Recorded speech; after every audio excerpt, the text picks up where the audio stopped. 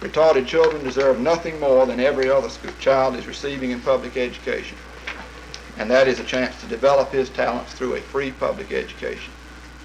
I hope the Board of County Commissioners, the school board, and the school administration will take special cognizance of the needs in this area and take prompt and necessary action to provide the necessary funds in the coming school budget to provide an equal opportunity to our retarded children in our school system before it is too late for many of these children.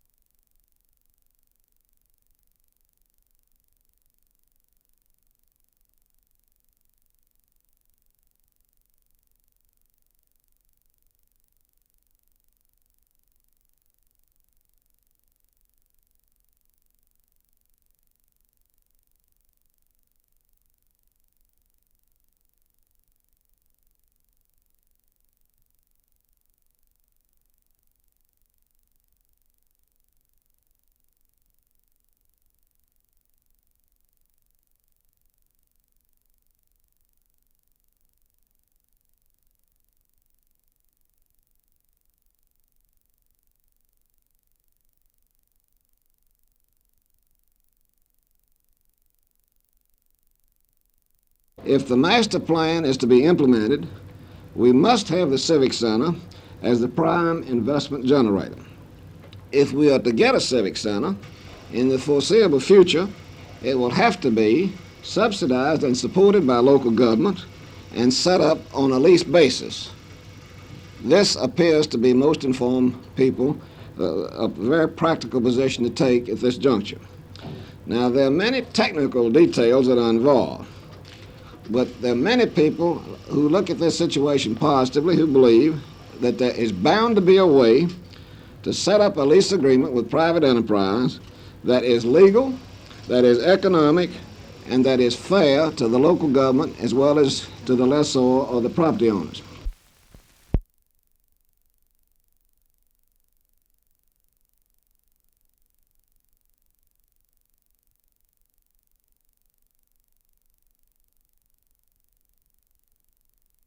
I've had a lot of complaints from store owners who are little store owners, and also the corner service station operators who bear the brunt of the promotional costs for the major oil companies, and the consumer pays the added bill. These games of chance are used in a very deceptive manner, as proved in a staff report several months ago to the Federal Trade Commission.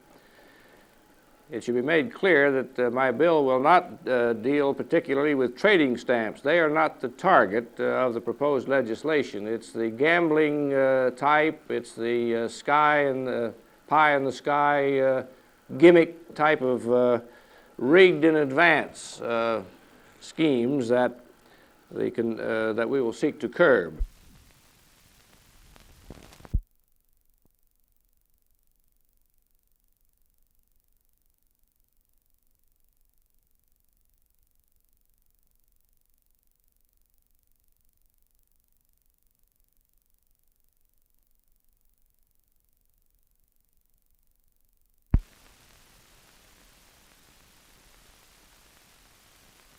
Well, of course, ideally it would be. I don't think anyone at this time could make that statement. However, zoos from throughout the world are self-supporting. In fact, they're being established all over now as money-making projects.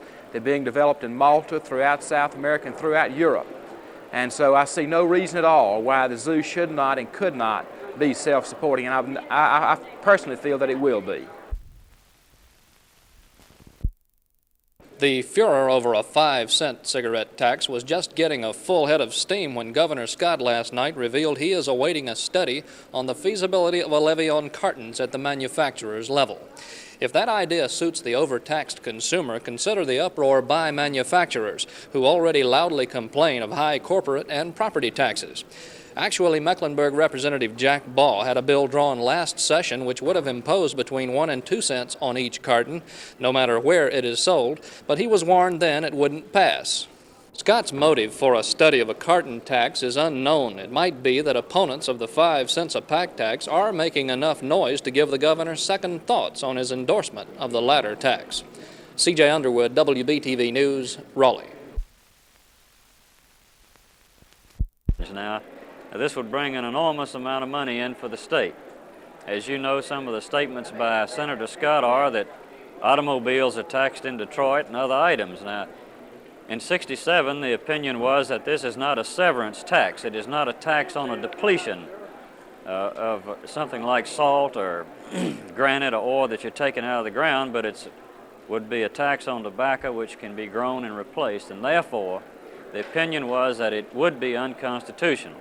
Now, I'm not a lawyer, and I don't know what would happen in the courts to this bill now, but it's certainly worth discussion, and it's certainly any avenue for revenue is worth a thorough search.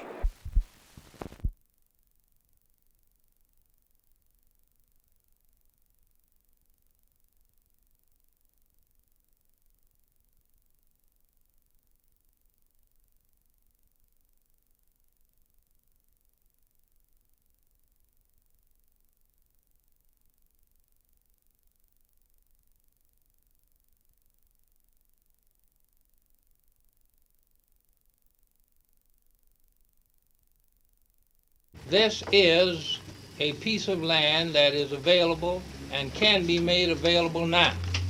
I buy the statements that have been made in support of why this consideration should not be given.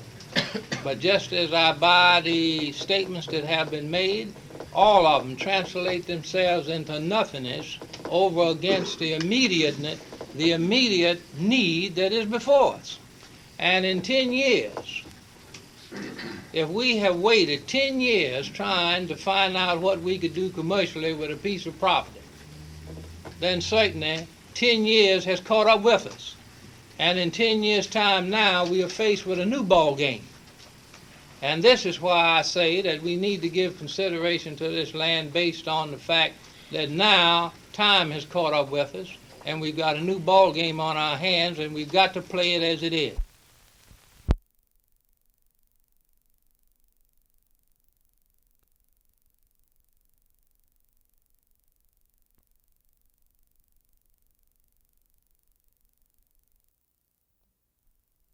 Yes, of course there is. Now, I can't cite specific instances, but of course there's hunger in my district. There's hunger in every district in South Carolina. There's hunger in every district in the United States of America. I think there's even greater hunger in the large cities than there is in South Carolina. And however, I think it's a good thing that the attention of the public is being focused on the hunger situation in the United States. We talk about our charitable institutions and all of that kind of thing, but a land with the abundance that we have in the United States, there is no need for anybody going hungry. There ought to be a correction of the distribution system and that type of thing in some way to make sure that nobody, no human being in the United States should be hungry.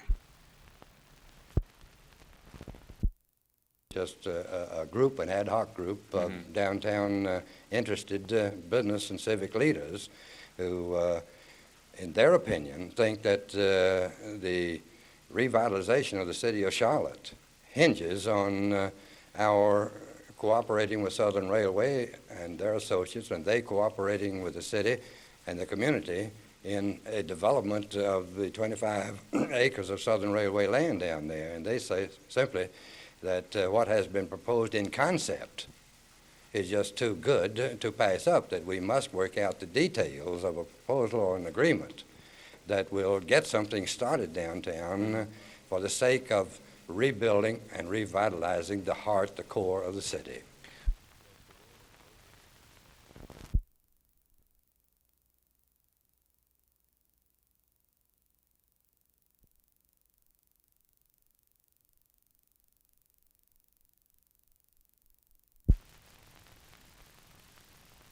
Not all protesters and sit-in demonstrators are using drugs, but it does seem to go somewhat along with the group that are involved in many things, war protests and just every type of social protest. There is some indication that while drug abuse is not the cause of it, that the same people are engaged in this as perhaps another form of protest. What message are you trying to get across to these students today? That drug abuse is harmful, and no worthwhile purpose is served by using it, and maybe we can get a message across. At least it's something we're trying to do, and hopefully it will have some results.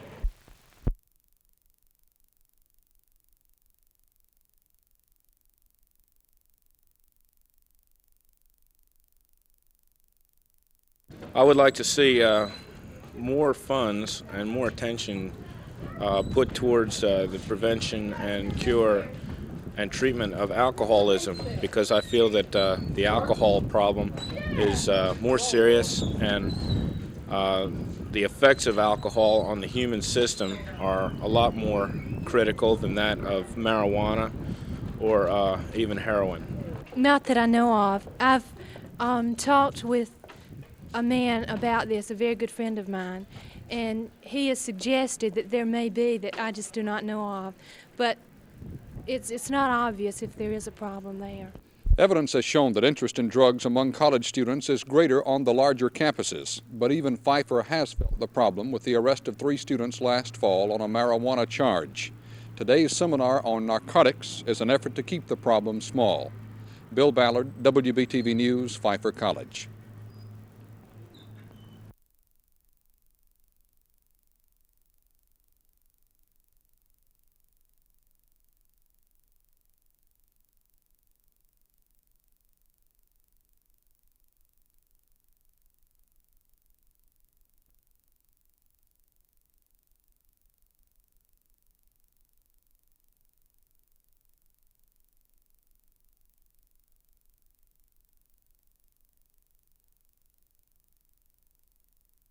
It may not prevent them. I hope that the attendance would drop down so that the theater owners would think a second time before making these available. I think every family, especially those with teenagers, are concerned about the quality of the movies that are made available for the audiences of our state. And while it may not do much unless we have other states cooperate, I think that this is a move that has to be taken. This may be the first move. I hope there will be others.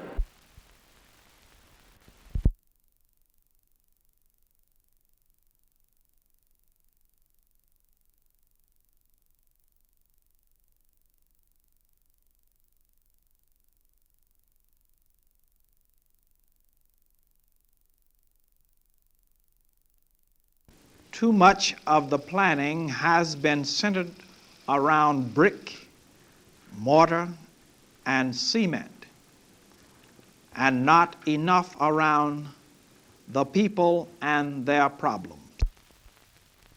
Because of the lack of proper planning and action by the city, we have the spreading of slums and hence the continuation of decay within our city.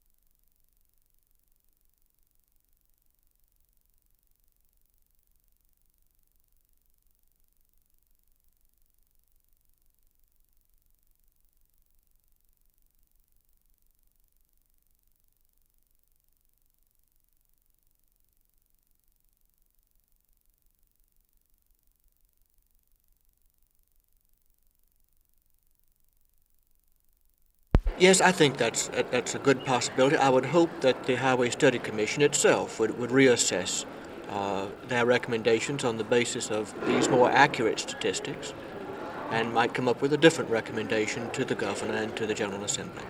What was that description you used for what's happened here? Something about a shell game? Yes, I think what we see here is a statistical shell game being perpetrated. I don't know by whom, but I do know that I resent it, and I think the other members of the General Assembly resent it as well.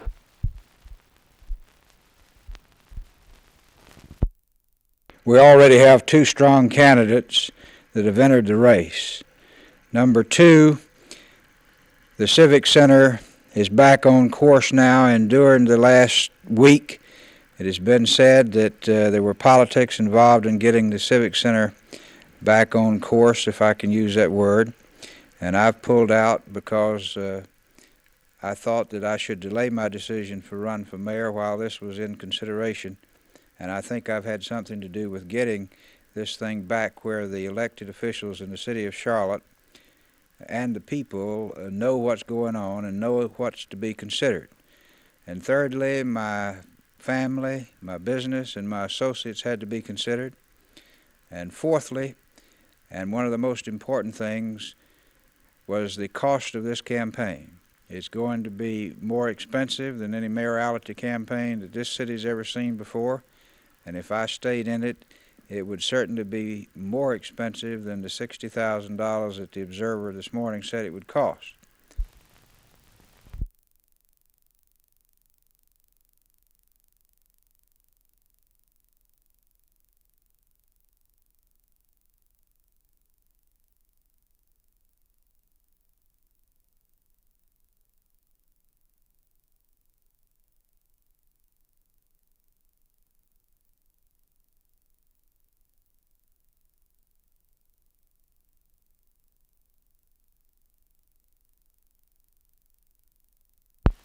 We do not want welfare to govern our day nurses.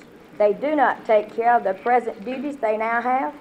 There is great delay now in issuing license to the few they presently license. The welfare stated in a bulletin they sent out that a board would be too expensive. If they were issuing mandatory license, would they not need more staff members? Who would pay them? Our taxes, of course, yours and mine. I personally do not mind the $2 tax to keep it out of the welfare, as I have often stated. Please amend this bill. Do not let welfare have control of our children, because I've had dealings with welfare before and it wasn't done right.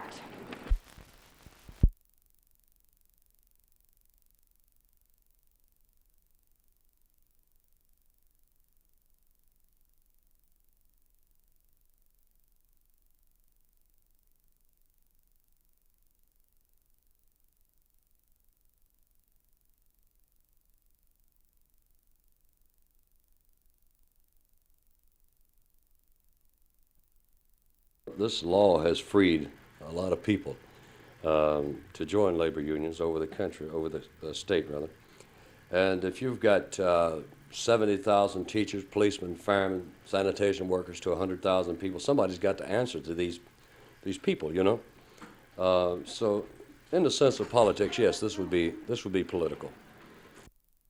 The city fathers here, and not only here, but all over the state of North Carolina, would take a long look at this thing and realize that unions are here to stay and possibly set in motion some type of machinery for negotiations. The legislature is in session at this time, and if they see fit, they can strike this portion of the law without there being another lengthy court battle.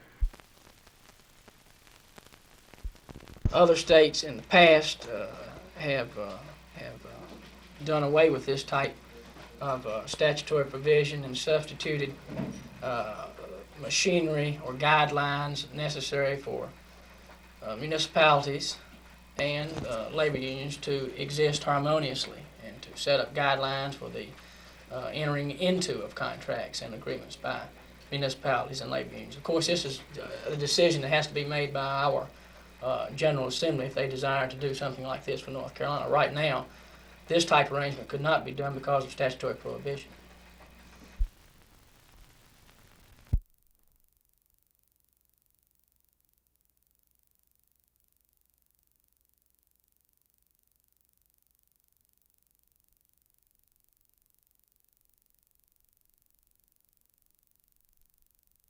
Well, actually, I've been out of town, and I really are not up on particular issues. In the very near future, I'm going to announce the platforms and items and objectives that we will have, but at this particular time, I really am not up sufficiently on this particular question. You're not familiar with the ruling? I'm going to study both sides of it and have not really given it complete study enough to give an answer at this particular time, but I will do it in the very near future.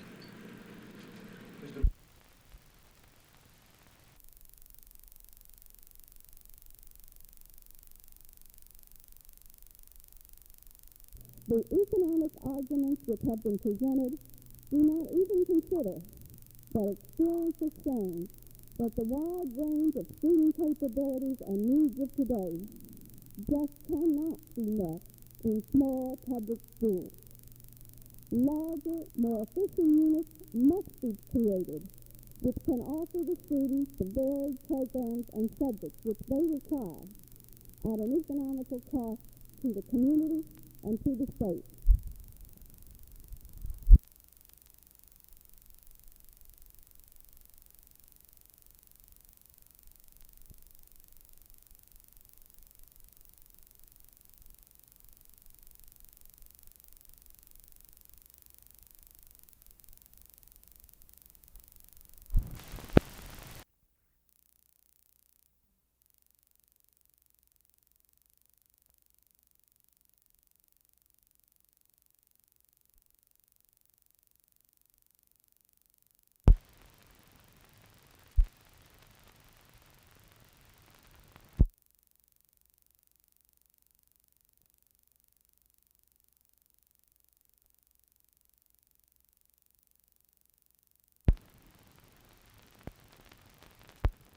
I hope and I trust, and I shall do everything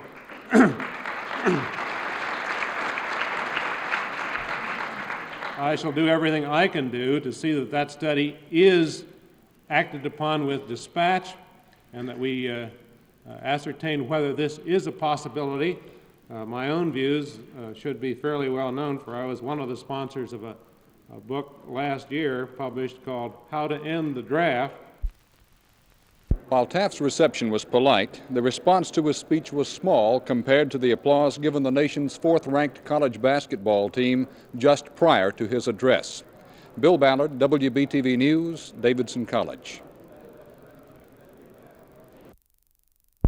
Certainly, we are not penalizing industry at all. We're glad to have them and hope they continue to expand and that we get new industry in this state. I consider that an empty threat because there are other states that also have tobacco manufacturing and tax tobacco products. So this is the only state that does not tax them, and my question is, if they're going to leave, if we tax them, where are they going to go? Because all the other 49 states tax them now. We object quite strongly to the planned or perhaps the attitude that we're going to let this happen to the western part of Charlotte. And we think this is wrong to herd all of the low-income people into one area of the city and just plan it this way, or at least allow it to happen. We feel that this is morally wrong, and we feel that this is not good for the overall city. And we're not concerned just about a certain segment.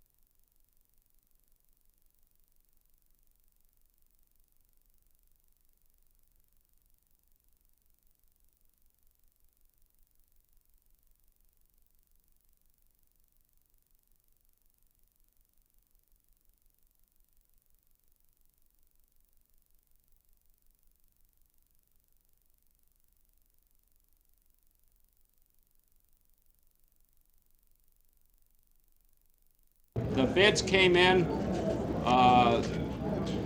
below estimate and totaled just under $500,000. So the total project, including construction, A&E fees, and 1.5% for contingencies, will run about $530,000.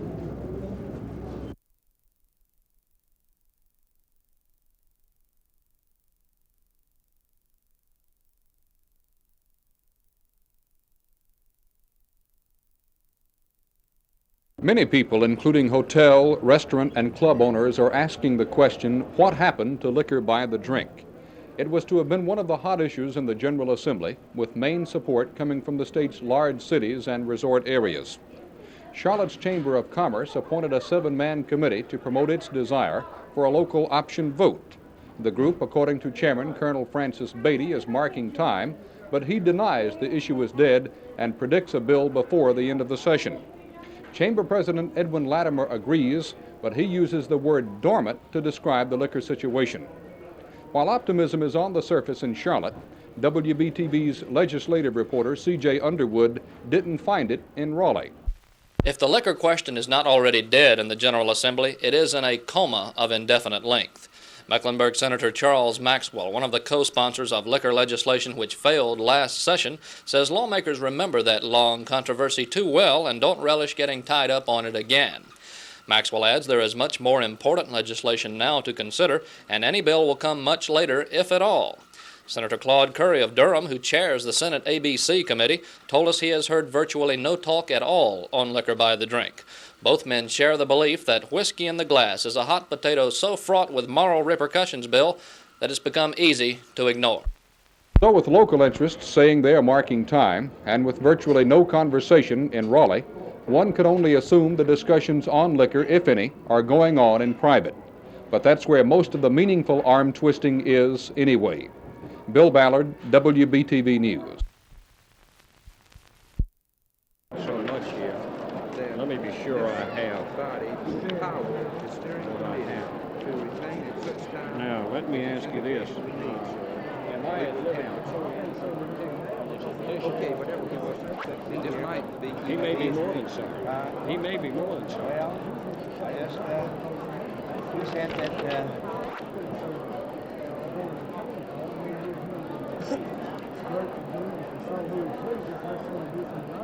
Gentlemen, we elected you just as much as any other part of the city did.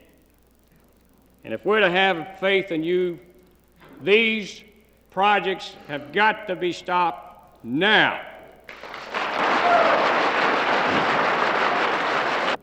Now, this brings up a point of concern for us at election time. We've talked with a number of officials that weren't even aware that these were going in. So we're concerned that our elected officials are not better informed on what's going on. We're concerned that they're not on top of the problem. Now, if they are on top of the problem, then why are you allowing this to happen? Basic things that we have come with is to recommend that our teachers and our superintendents and different people, professionals in the school system get a pay increase, a total of $978,852. And then, of course, we have another group of people who consist of secretaries, janitors, and maids, and people in this classification of work. We recommend that they also get a pay increase of $206,000. And then in supplies and capital improvements, we also recommended $100,000 there because the money is needed, and we also can get an equal amount from the federal government. And if we do not supply this $100,000, we'll lose the federal $100,000.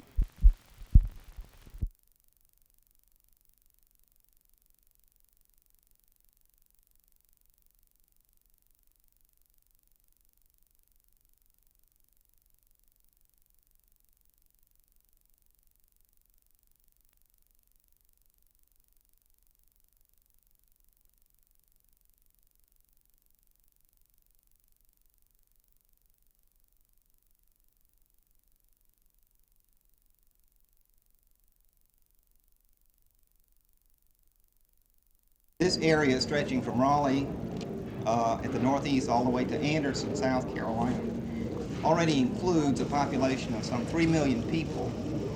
And the Urban Land Institute in Washington projects a population by 1980 of almost 4 million people and 5.2 million people by the year 2000. This will make it, according to the Urban Land Institute, the 5th largest urban region in the United States.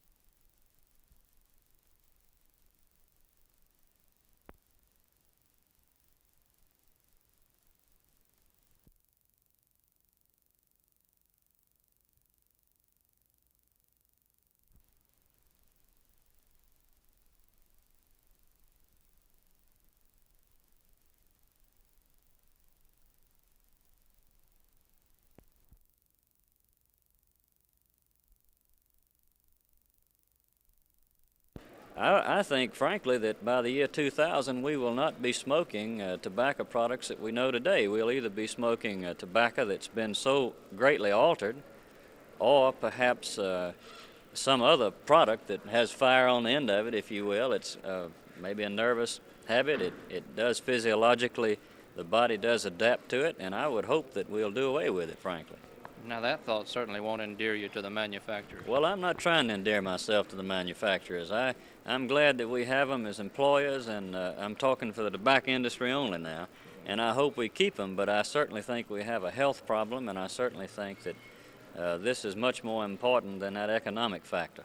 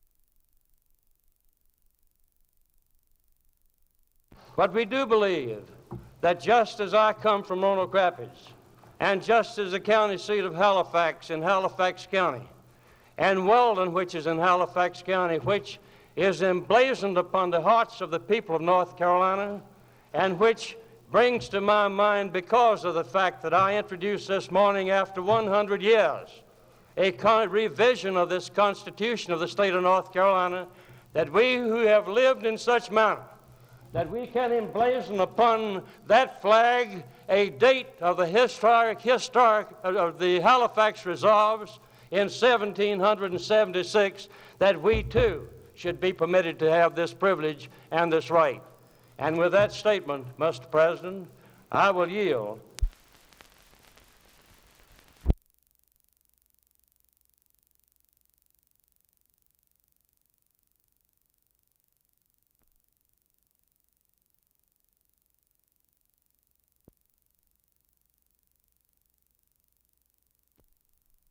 Well, I definitely think that we need something for this age youngster to start learning. And there's been a lot of glamour attached to this Head Start program. I think that some of the real knowledgeable things we need to approach maybe more than we do the arts and some of the things that they have gotten into from the Head Start program. I think that if we could get it to where the schools were handling it and we had enough spaces for it, it would be a marvelous program. Of course, you must remember that if the president found several $1 billion tomorrow in which he wanted to improve or increase the Head Start program, we still don't have the space and the trained teachers for it. So we've got to remember that any educational program can't grow too fast. There's a great danger in it growing too fast, and it's absolutely necessary to have trained personnel and space and adequate equipment before you start a program. It'll be difficult, certainly, for me to stay out of that type campaign, because it's always difficult for me to stay out of every campaign, because I like politics. I think it's a way of life. But right now my intentions are to run my own campaign and hopefully to help those members of the present City Council who will offer again to help them in their campaign. In other words, we want to be a team. We realize that you're in Washington and that this is a local problem. But we feel compelled to call upon you for. We do realize that federal money is backing these projects in one form or another, directly or indirectly.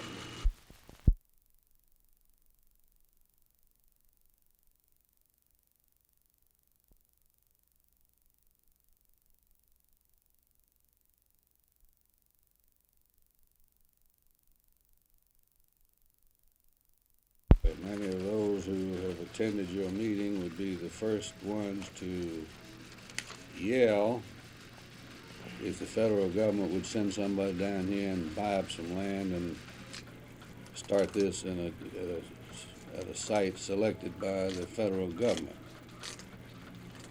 There's really a little too much interference on the part of the federal government already with local authority, and that's one of the key issues of the times.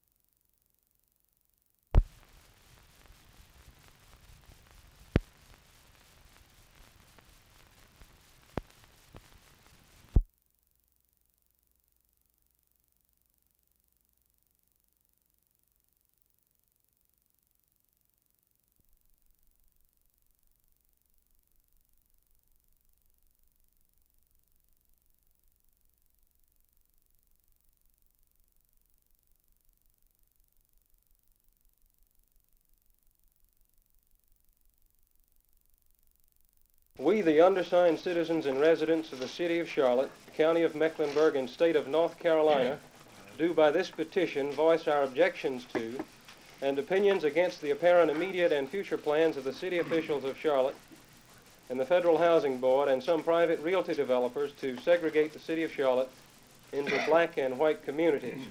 We object to and voice our opinions against all immediate plans to build low-income housing projects in and around the Westerly Hills Ashley Park area, as well as any future plans to confine these type projects to the west side of Charlotte. Each and every one of the undersigned believes it is unwise to saturate any one geographic area with a disproportionate share of low-rent public housing.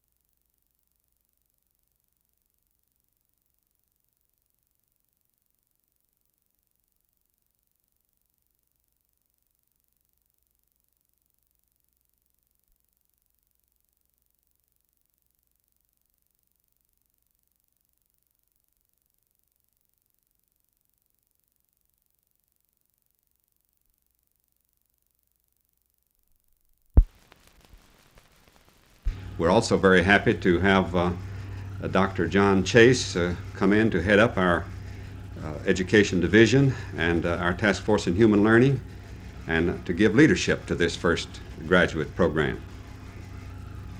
Dr. Chase, what's the significance of this program? What in the overall picture of the Consolidated University, and more specifically UNC?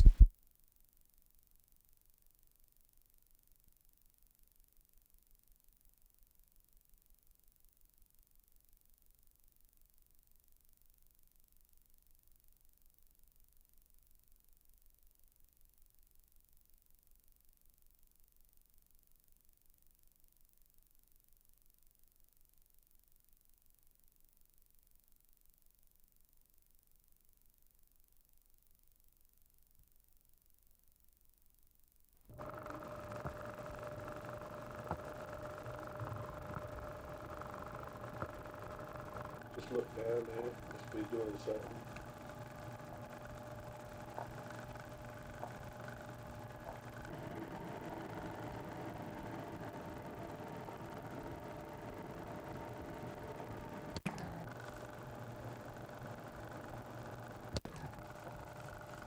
Thank everyone. They're sitting in different places, but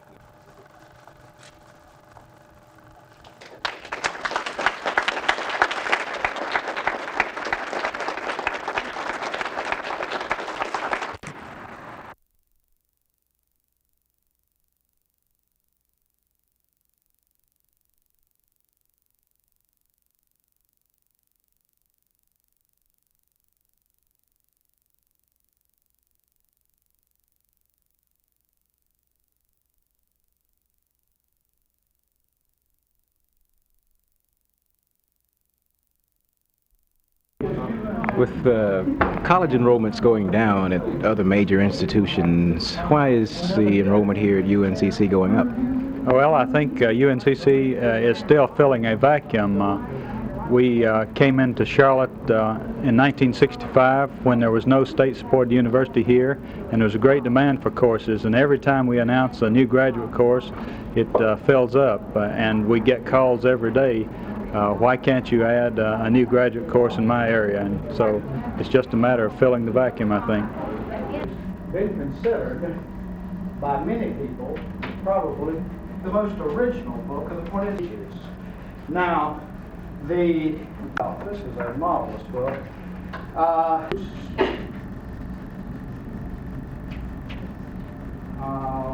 Larousse Encyclopedia Mythology, except because we're going to continue as before. The contradictions in him study our own Bible, our own literature, from standpoint two of the same.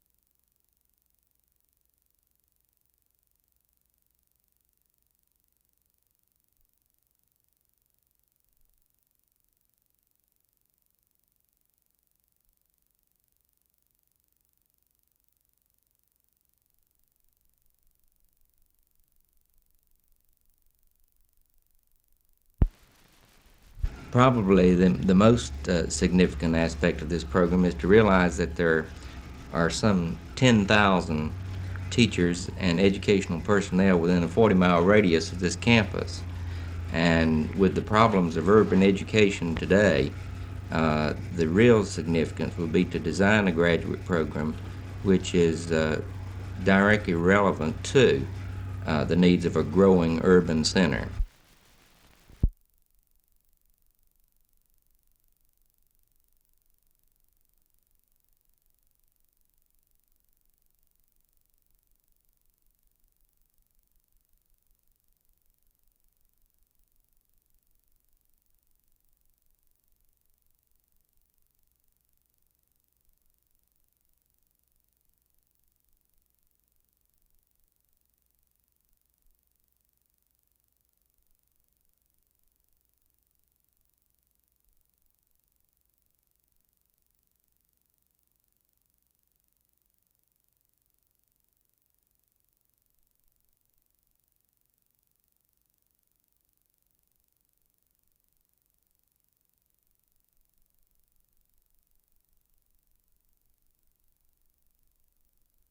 our position clear that I think we need a. I would hope that I don't get involved in speculating what's on their list with our friends from the press.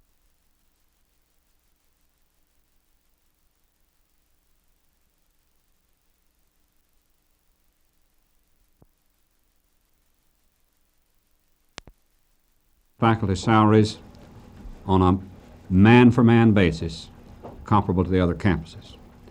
Now, this does not mean that we're asking for the same average salary as Chapel Hill or Raleigh.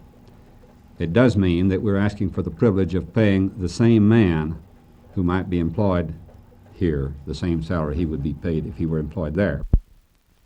The second major division of this request is for a substantial expansion of library holdings.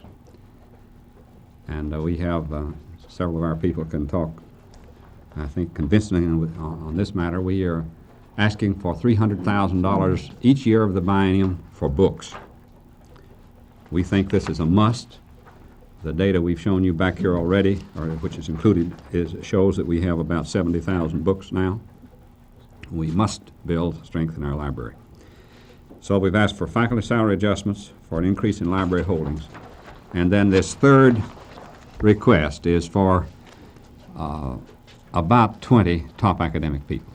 And that includes the Vice Chancellor for Academic Affairs, a Dean of Arts and Sciences, and a whole group of leaders as department heads and academic leaders. And this is the heart of the personnel request. Not submitted these requests. There may be some effort to amend this upward on the part of some groups, and which would again reflect the fact that we're operating at a pretty basic, from a core here. Because I feel we've just got to do this before we. Doctor, do you have any word yet or any reasonable assurance that the Advisory Budget Commission is going to recommend what we've requested?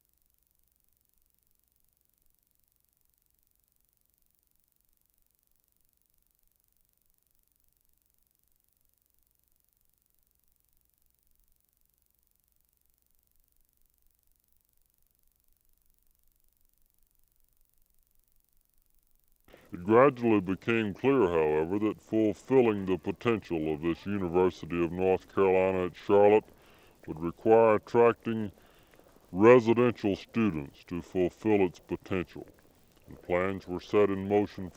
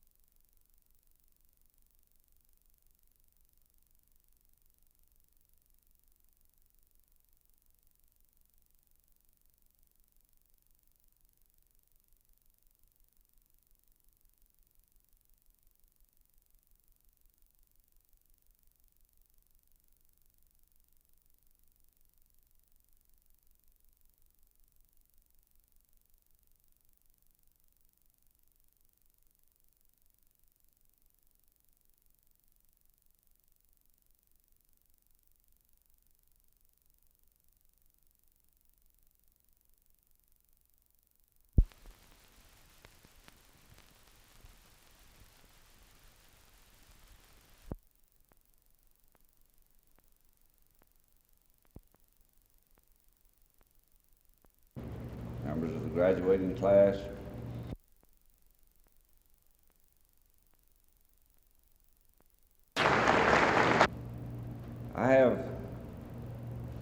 privilege of sharing in many of the exciting special occasions of the University of North Carolina at Charlotte.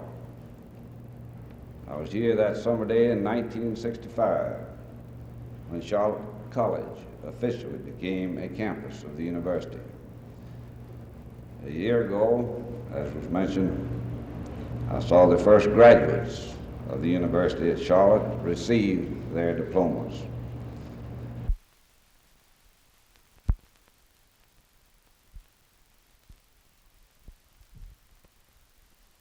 Now that this commencement exercise is about to close, may I express to each of you our appreciation for your presence on the campus during these very interesting years. We know you are ready to take your place as productive and responsible members of society, and we place our confidence in each of you and hold high expectations for your achievements in the years to come.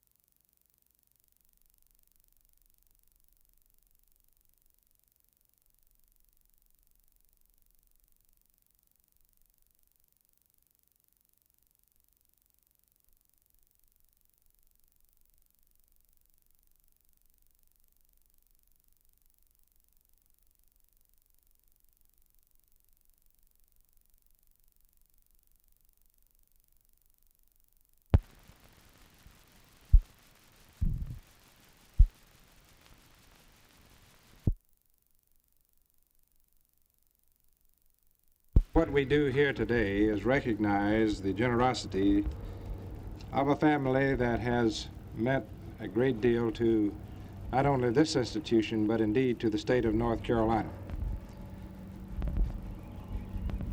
The Belk family and the associates in the Belk enterprises have made contributions to worthy causes throughout the length and the breadth of this state. And we go around the countryside and we see rural churches made possible by this family. And we see numerous contributions to the community development everywhere. And now we have another fine addition to the life of our state.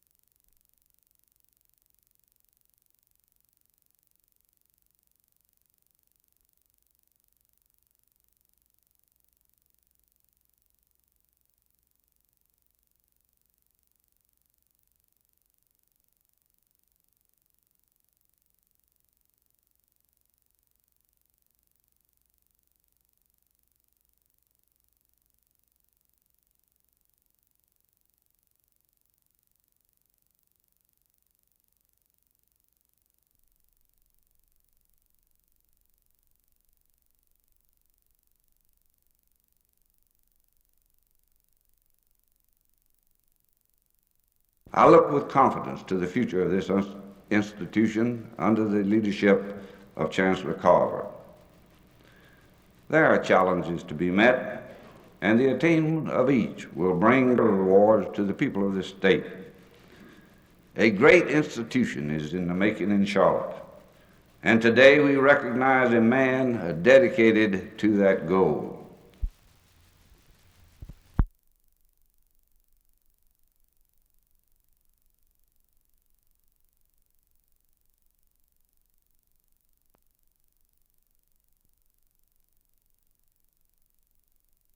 With a mind, a spirit, and a body hungry for involvement in life. Our major academic objective for the next biennium is to develop the foundations in personnel, in books and equipment for a core university program. We do not wish to seem to be that which we are not, but we do seek the opportunity to progress reasonably toward that which we are expected to become, a university of which this state can be proud and to which it can turn with appropriate expectation. Years to prepare for life. Education is a continuous process. Our hope is that this university may provide educational service continuously, and that the concept of education which it sponsors will be one of lifetime learning for the individual. To accomplish this, we must arrange our programs so as to provide opportunities who return to the laboratory and to the lecture room for the purpose of updating or strengthening their knowledge and understanding. This means that we must keep the classrooms open in the evenings as well as during the day, and that non-credit learning opportunities must be provided.